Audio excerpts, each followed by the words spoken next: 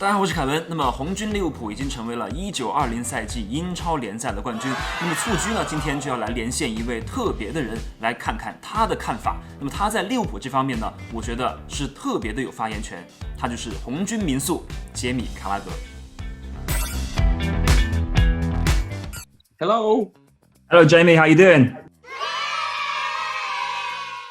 Yeah, all good, mate. You're okay? How's this last few days for you? Oh, good. Just glad it's all over with now.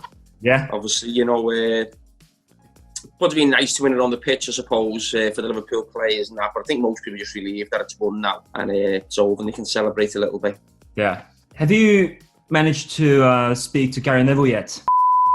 No, we're all still looking for him. No one can find him anywhere. We're checking flights to Papua New Guinea. That's where he said he was going to go. So at this moment, we can't get our hands on him. But as I said in the video on Sky, I will find him.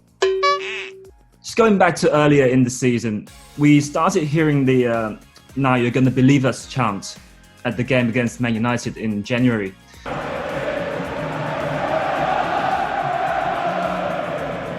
Was that when you thought Liverpool was going to actually do it? Yeah, I think so. I think that's when because I think Man City lost that weekend or dropped points. So I think that was a big weekend because it was a huge game for Liverpool as well against the big rivals. I think actually, looking back, I think a lot of people who weren't Liverpool fans probably thought the title was won when Liverpool beat Man City at home. But I think if you were a Liverpool fan, you wouldn't say that at the time. You'd be too nervous to say that. But I think the Manchester United one was a huge one. It was obviously a lot later in the season. And as I said, if City dropped points, Liverpool won a big game, and I just think the excitement of who it was against started that chant. So we've seen footage of you and Gary doing the commentary on that game, and we saw your excitement and Gary's frustration. Is it even a better feeling to win the league when you're working with someone from Man United day in, day out? Maybe, yes. Maybe, but no, I think me and Gary would just wind each other up a lot for social media, really, and having a laugh and a joke, but I think he's been full of praise for Liverpool this season, and rightly so, as I have for other teams before when they've won the title.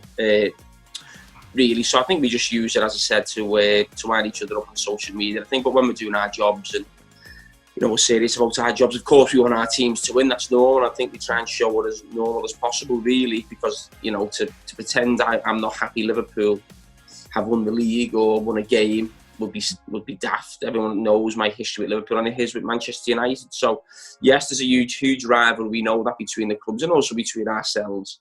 But as I said, there's a lot more clubs in the league than just the clubs that we played for. So when it's right and proper that we can give praise to other clubs, I think we both do. And it was Gary's turn this year. So when the league was suspended, how worried were you about the uncertainty it posed for Liverpool, and did you ever think that it was not going to happen? Yes, at times. Certain weeks you'd be confident the football would come back, other weeks you wouldn't be. It was very difficult to talk about football, and we were asked to talk about football on Sky and do a football show, but at times it wasn't easy because of the situation the country we were in, so we had to be very careful, the language we used. And I think a lot of football fans up and down the country were desperate in some way to have some football back and maybe some normality back to their lives. So I think the Premier League have done an amazing job because it must be so difficult. The organisation, the logistics of everything, really, the testing, the organisation at grounds. I know myself from going to the grounds, doing commentary, it's not been easy. So it's been a fantastic job all around. So we all know that Klopp has put together a special team that play in a special way. But apart from great energy and team spirit, what has he done tactically to make them so hard to beat? Well, he plays a 4-3-3 system, which is slightly different. Liverpool have really played that before. They played it at times under Brendan Rodgers, but they used to change quite a lot under him. So he's gone with that system, really stuck with that. He's bought players for that system, and at times he's bought players so you weren't quite sure where they would play or how they would fit in with Liverpool, even someone like Wijnaldum. What he's done is he knows exactly what he wants. I think that's the sign of a top manager. He doesn't care what anyone says about who he buys or what he does. He knows his system better than anyone, and he knows what players fit his system, and that's what he's done brilliantly. I mean, nowadays for a manager to stay in the club for a long term, like Sir Alex or Wenger did at Arsenal, is pretty much unthinkable now. But do you think Jurgen Klopp is stepping into that long-term kind of manager category Yeah, I think so. He's normally stayed quite a long time at his previous clubs. I think it was 7 years.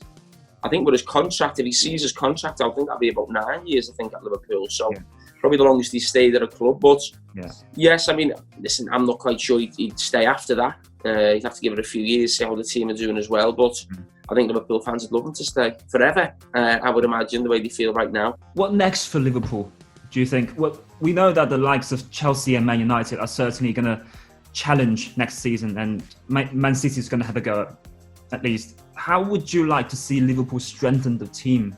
I think Liverpool possibly need backup in a couple of positions. I'd say someone for the front three who could cover, all the positions of Mane, Salah and Firmino. I think Origi's obviously got that spot now, but maybe Origi would go, you bring someone else in, or you add another player there maybe. And I think at left back we're not great options if Andy Robertson is out injured. Really, you got James Milner who does a brilliant job there, but he's 34 now. He's a midfield player, really. So, is there someone? Maybe there's one of the young lads, Adam Lewis, Larouci could maybe come through and fill that role away. Maybe Nico Williams has fill that role on the right side as well, which means Liverpool don't have to go into the transfer market. I was talking to a Liverpool fan, one of my friends earlier, and then he was comparing the 2005 team, which you were in, to the team now. How do you compare? Because a lot of people say that was a better team. No, our team was not a better team than this. This team was far better. We achieved something really special as the team did last year, the Champions League, and I think the way we won it made it probably more special in some ways. But no, this team is far better. Really, I think the team we had in 2008-09 was a very good team that come really close to winning the title. But again, I think this team is better as a team.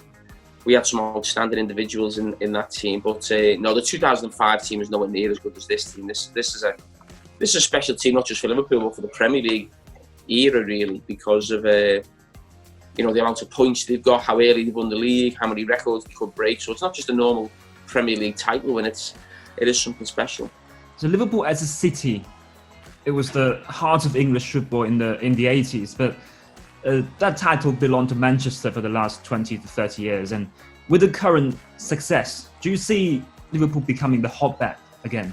Well, hopefully that's the plan. I mean, whether anyone can dominate like Liverpool did before them, they're Manchester United now, because there's probably 5 or 6 teams every year who feel they have a genuine chance of maybe winning the title. So maybe there's a lot more competition now. I think a lot of the big clubs sometimes are just happy to get in the Champions League places, really. But I think at this moment, it looks like Man City and Liverpool are just a little step ahead of everybody else.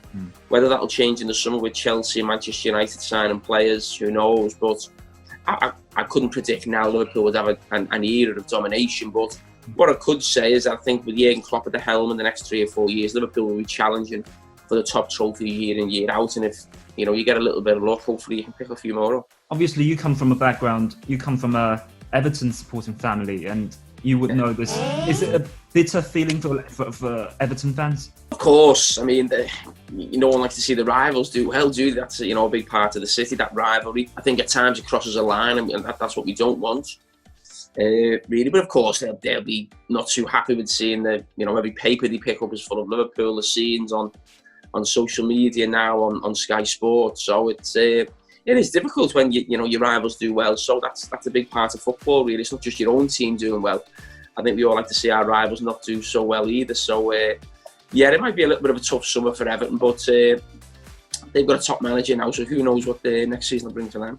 Final question here. Obviously, our show goes out in China. A lot of our Liverpool supporters in China wanted me to ask you this: if you were still playing now, would you consider playing in the Chinese Super League? I mean, you would have been massively popular there, because given the amount of Liverpool fans in China. Well, I never wanted to play for anybody else except Liverpool. So maybe if there was a Chinese team who was linked to the Liverpool Supporters Club, or they had Liverpool in the name, maybe that may have been the odd little chance that maybe I would have chosen that team. But it would have been very difficult for me to ever leave Liverpool for anybody. Great, Jamie. Thank you. Thank you for your time. Okay, thanks, Kevin. Thanks a lot. Thank you.